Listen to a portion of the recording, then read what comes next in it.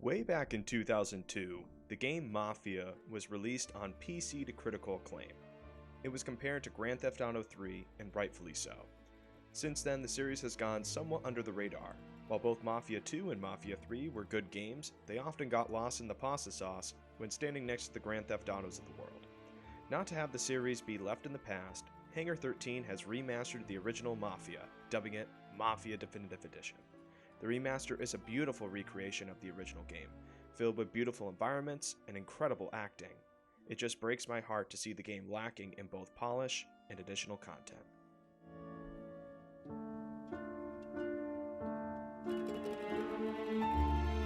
In this room, they're here because they have the only thing that matters to me. The only thing that should matter to any of us. You know what that is, Tommy? They're loyal.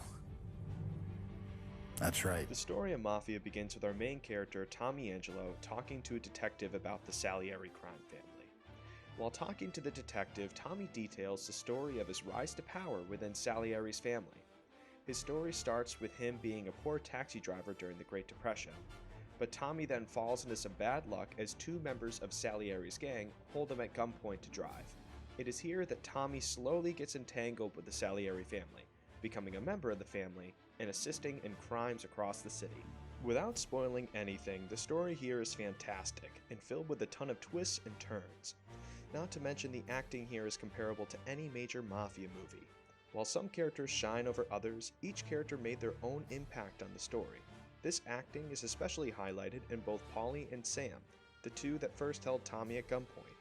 All of this culminated in a story that had me think about it long after the credits had rolled.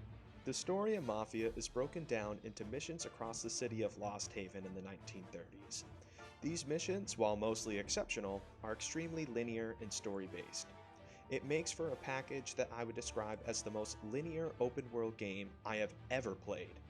While I am never a fan of adding content that you don't need, there is something to be said when there is no additional objectives.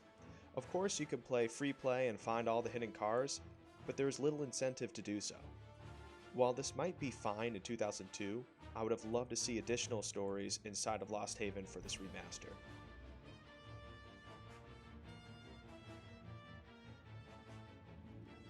In the story missions, the gameplay consists of gunplay and driving.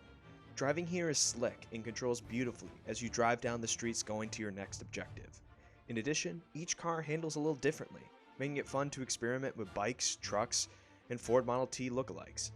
As for the gunplay, it handles exactly like a 2002 game would, awkwardly. The shooting is clunky and hiding behind cover doesn't really feel natural. It's nice that the difficulty options make for a more customizable experience, but if I can't even get Tommy to hide behind a car properly, that is a problem. One thing I mentioned above is how beautiful the game looks.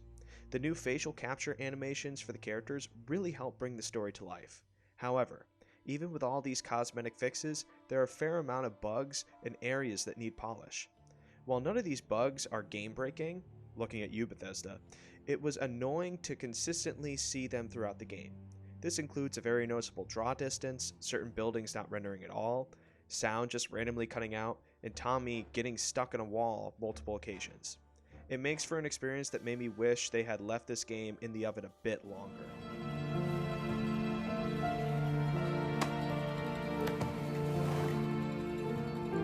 Work.